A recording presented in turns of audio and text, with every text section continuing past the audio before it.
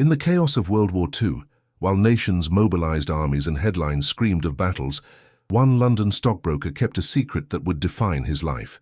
Nicholas Winton wasn't a soldier, diplomat, or politician. He was an ordinary man who did something extraordinary yet remained silent about it for 50 years. His story challenges everything we think we know about heroism during humanity's darkest hour. This isn't just another World War II story about military strategy or famous generals.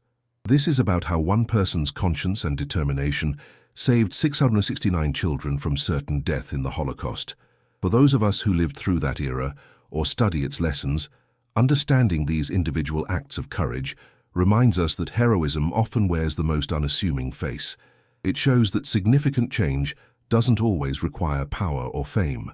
In this video, you'll discover the factual account of Nicholas Winton's rescue operation, documented through historical records, survivor testimonies, and his own meticulous scrapbook.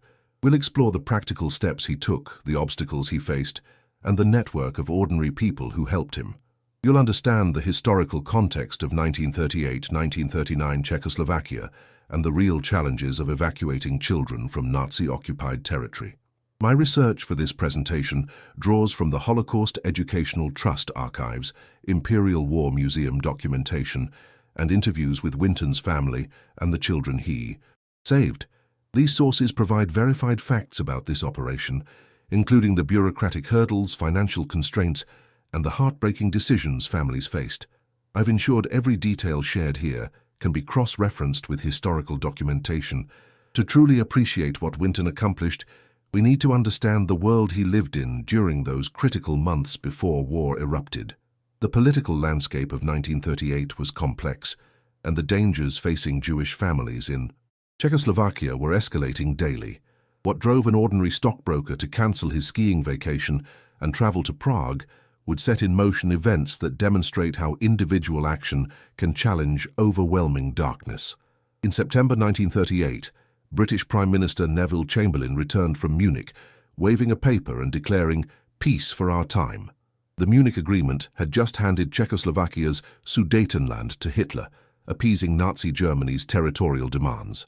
Most Europeans breathed a sigh of relief, believing war had been averted.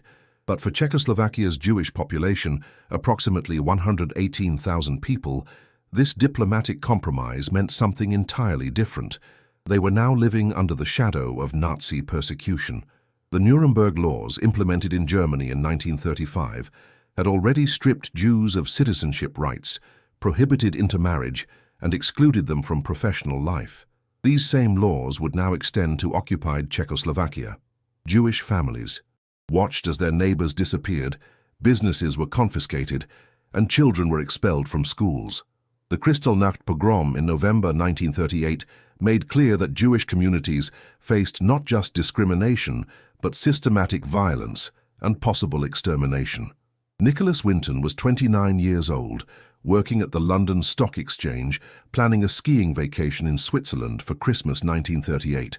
His friend Martin Blake, who worked with refugees in Czechoslovakia, sent an urgent telegram asking him to come to Prague instead. Winton changed his plans, a decision that seemed small at the time. He arrived in Prague just before Christmas to find a city gripped by fear and chaos. What Winton discovered shocked him deeply. Refugee camps in Prague were overflowing with families who had fled the Sudetenland, living in desperate conditions through the harsh winter. Parents approached him constantly, begging for help getting their children to safety. They understood something many in the West didn't yet grasp. Hitler's intentions went far beyond territorial expansion. These parents were willing to make the most agonizing sacrifice imaginable, sending their children away, possibly forever. The British government had established the Kindertransport program in November 1938, allowing Jewish children from Germany and Austria to enter Britain temporarily without their parents. However, Czechoslovakia wasn't included in this program. Winton recognized that these children faced the same dangers, but had no official rescue pathway. This realization planted the seed of an idea that would consume the next 9 months of his life and challenge him in ways he never anticipated. Winton returned to London in January 1939 with a leather briefcase full of photographs and desperate pleas from parents. He faced an enormous challenge: The British government hadn't authorized Czech children for the Kindertransport, there was no organization to sponsor them, and each child needed a £50 guarantee deposit, plus a British family willing to house them. Most people would have passed this information to established refugee organizations and returned to their normal life. Winton did the opposite. Working from his dining room table after his regular job at the stock exchange, Winton essentially created his own unauthorized rescue operation. He formed the British Committee for Refugees from Czechoslovakia, Children's Section, which consisted primarily of himself and his mother. He placed advertisements in newspapers, seeking families willing to host refugee children. He navigated complex Home Office bureaucracy, persuading officials to process applications for children from a country not officially included in the Kindertransport program. The operation required meticulous organization. For each child, Winton needed to secure a foster family or hostel placement, obtain the £50 guarantee, process Home Office permits, arrange Czechoslovakian exit, documentation, and coordinate train transport across Nazi Germany to the Netherlands, then by boat to Britain. He kept detailed records in a scrapbook, documenting every child's photograph, name, and placement details. This wasn't professional humanitarian work. It was improvisation driven by moral conviction. His mother worked alongside him, helping interview prospective foster families. Trevor Chadwick, another volunteer, remained in Prague photographing children and processing applications. Local volunteers in Czechoslovakia organized parents, filled out paperwork, and prepared children for departure. Winton funded much of the early operation from his own savings. The network operated on trust, urgency, and the understanding that every day wasted meant increased danger as Nazi control tightened.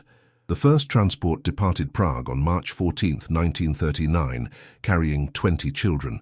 The next day, Hitler's forces occupied the remainder of Czechoslovakia, making further rescues exponentially more difficult, but even more critical. Between March and August 1939, Winton organized 7 more trains, each carrying between 50 and 200 children. These weren't comfortable journeys. Children traveled across Nazi-controlled territory, many never seeing their parents again. The logistics of each transport presented new obstacles that required creative problem-solving. Imagine being a parent in Prague during summer 1939, watching Nazi restrictions tighten daily around your family. You've heard rumors of what's happening to Jewish communities in Germany and Austria. Then someone offers you a chance to send your child to safety in Britain, but you cannot go with them. You must decide whether to keep your family together in growing danger or send your child away to strangers in a foreign country, possibly forever. Hundreds of parents made this agonizing choice, trusting Nicholas Winton's operation. They packed small suitcases for their children, sewing identification numbers onto their coats. At Prague's Wilson station, emotional farewells took place as children. Some as young as 2 years old boarded trains. Parents waved goodbye, many crying, trying to appear brave for their children. Some parents handed letters to the volunteers, asking them to explain to their children why this separation was necessary. The children themselves experienced confusion, fear, and in some cases, excitement about an adventure. Older children understood the gravity better than younger ones. Siblings were often split up, sent to different foster families across Britain. Upon arrival in London, children stood in lines as foster families selected them, and experienced survivors later described as both humiliating and relief-filled. Some placements worked beautifully. Others proved difficult as cultural and linguistic barriers created misunderstandings. Winton continued working frantically through August 1939. He had secured permits and families for another 250 children scheduled to leave Prague on September 1st.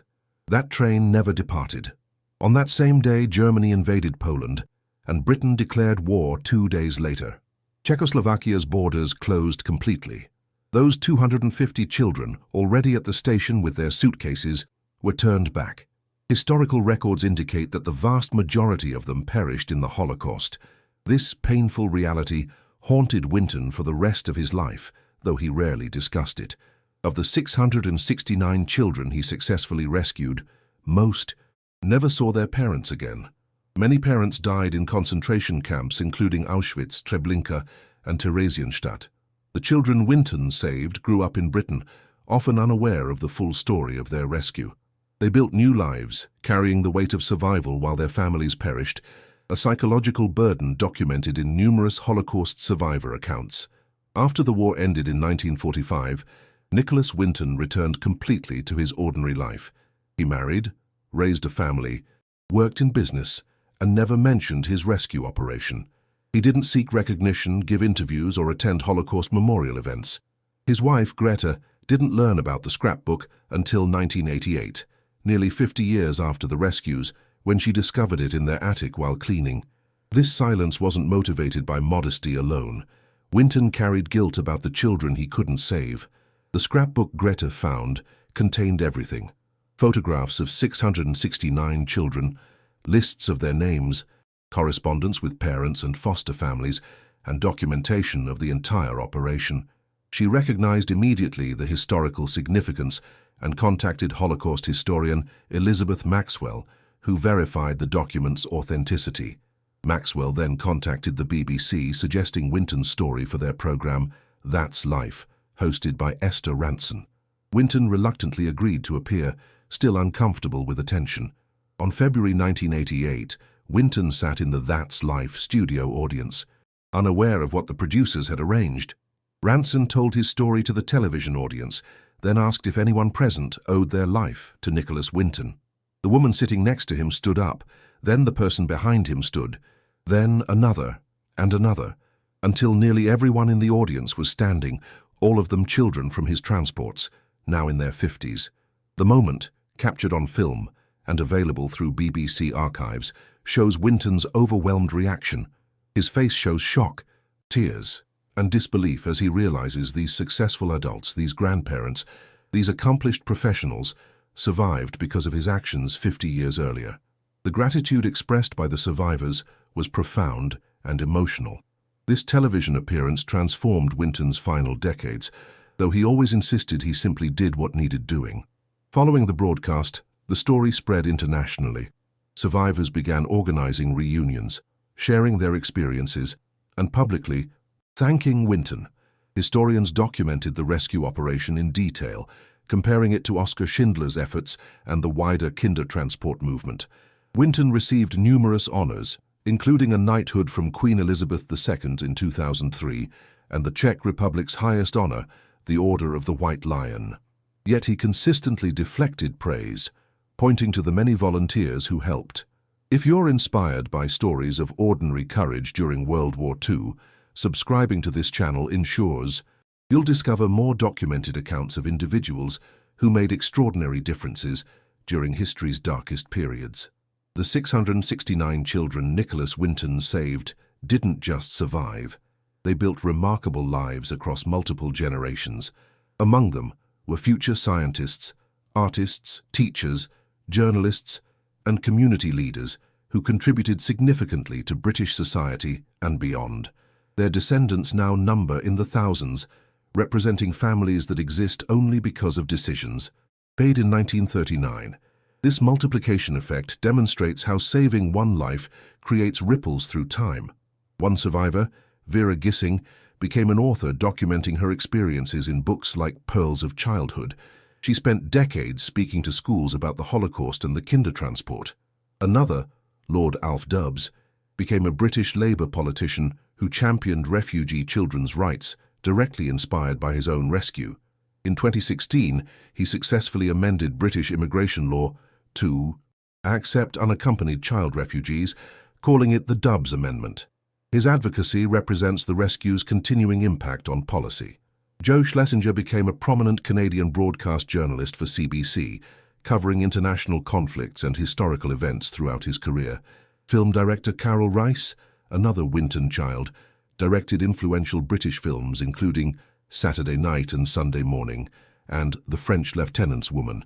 These survivors didn't hide their histories. Many actively shared their stories, ensuring the Holocaust's lessons reached new generations. Their professional achievements weren't despite their traumatic childhoods, but often motivated by them. The survivors formed an organization called Winton's Children to maintain connections and document their collective history. They gathered testimonies, preserved letters from parents who died in concentration camps, and created educational materials for schools. Annual reunions allowed them to share the unique bond of survival and loss. These gatherings served therapeutic purposes, helping survivors process their complex feelings about being saved while their parents perished. Research into child Holocaust survivors reveals common psychological patterns: survivor guilt, identity conflicts, and the challenge of honoring lost families while building new lives. Many Winton children didn't learn the full circumstances of their rescue until adulthood. Some discovered their birth names only, decades later, having been raised with anglicized names.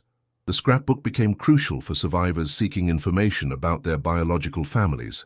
This documentation, preserved by Winton's meticulous record-keeping, provided answers that many Holocaust survivors never received about their families' fates. Nicholas Winton's story raises profound questions about heroism, moral responsibility, and individual action during systemic evil. He wasn't uniquely positioned to help. He had no special authority, unlimited resources, or diplomatic immunity. He was simply someone who saw a problem and refused to accept that nothing could be done. This ordinariness makes his example both more remarkable and more replicable. It suggests that significant moral action doesn't require exceptional circumstances. Historians studying World War II and the Holocaust often focus on why so many bystanders did nothing while genocide occurred. Winton represents the opposite question: what motivated those who acted? Research into rescuers reveals common traits not of extraordinary courage, but of practical problem-solving, unwillingness to accept injustice, and connection to the humanity of those suffering. Winton displayed all these characteristics while maintaining humility about his actions. The scrapbook itself represents something important beyond its historical documentation. In an era before computers, Winton's detailed record-keeping ensured these children weren't forgotten, that their identities were preserved, and that families could potentially reconnect after the war. While most reunions never happened due to the Holocaust's devastation, the documentation honored the parents' sacrifice and the children's identities. This attention to detail reflected respect for each individual life. We must acknowledge the limitations and context honestly. Winton saved 669 children from a Jewish population of 118,000 in Czechoslovakia, most of whom perished. The Kindertransport movement overall rescued approximately 10,000 children, while 1.5 million Jewish children died in the Holocaust.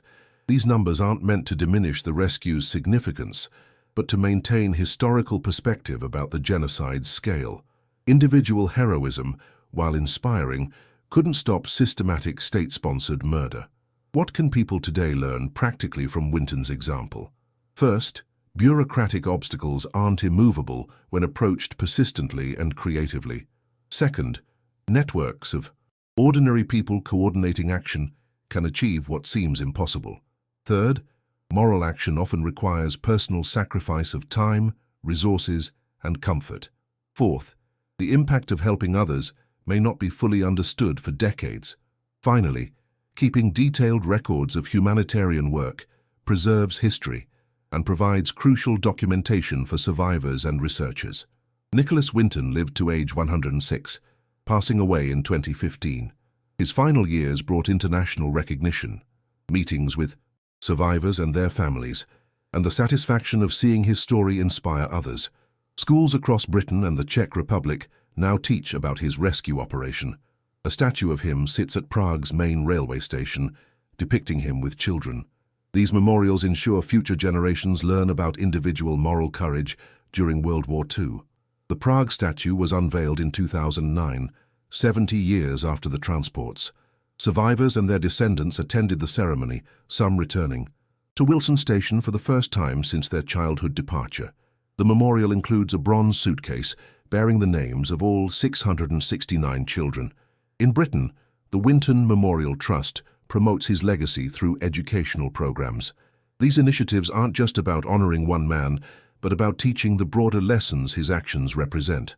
When asked in later life why he never spoke about the rescues, Winton explained that after the war, people wanted to move forward, not dwell on painful memories. He felt his efforts seemed insignificant compared to the Holocaust's massive scale. He also carried genuine guilt about the 250 children on the September 1st transport that never departed. This combination of modesty, trauma, and survivor guilt kept him silent for 5 decades. For those researching World War II history or Holocaust education, several verified resources provide additional information. The Holocaust Educational Trust maintains archives about the Kindertransport. The Imperial War Museum holds Winton's papers and scrapbook. The United States Holocaust Memorial Museum documents rescue operations across occupied Europe. Several documentaries feature interviews with Winton and survivors, including Nicky's Family, 2011, and The Power of Good, Nicholas Winton, 2002. These sources meet academic standards for historical research. As we conclude, remember that Winton's story isn't primarily about one exceptional individual, but about how ordinary people can respond to extraordinary evil. The children he saved weren't statistics. They were individuals with names, faces, families, and futures. Their survival and the lives of their thousands of descendants represent a direct repudiation of Nazi genocide. While we cannot change the past's horrors, we can honor those who resisted them and commit to recognizing injustice in our own time. Winton's final message was simple: don't wait for someone else to act when you see people suffering. His hidden scrapbook, discovered in an attic 50 years later, proved that quiet acts of courage can echo through generations.